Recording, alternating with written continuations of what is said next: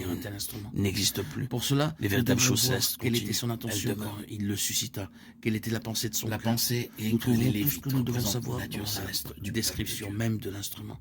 Dans le passage auquel nous nous référons, il est appelé un chandelier, 7 chandeliers d'or. Notre connaissance de la parole nous donne plus de lumière sur ce que cela signifie, et l'Ancien Testament en particulier nous vient en aide dans cela. Qu'il s'agisse du chandelier dans le tabernacle ou du chandelier tout en or montré dans Zacharie chapitre 4 verset 2, nous savons dans les deux cas qu'ils sont une vivante expression des énergies du Saint-Esprit. Prenez le chandelier tout en or.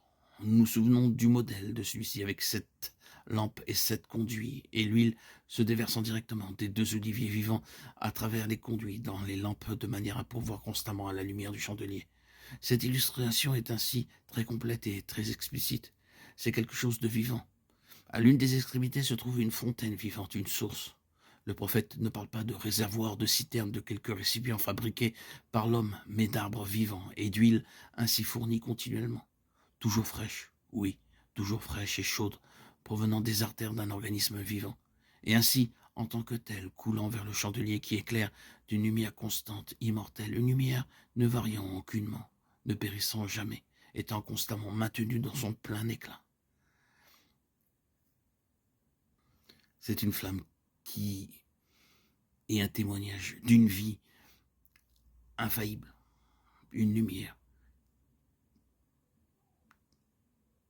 qui en témoigne, une lumière d'une vie qui ne meurt pas, d'une vie toute suffisante.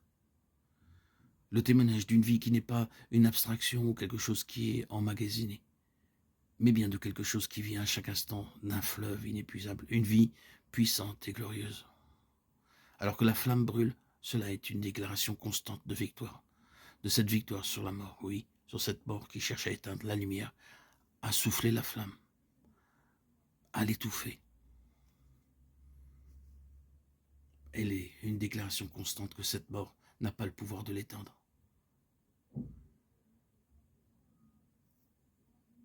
Il y a aujourd'hui la même flamme immortelle de vie divine dans le puissant témoignage de chaque témoin, de chaque vase, de chaque instrument choisi par Dieu contre la puissance de la mort.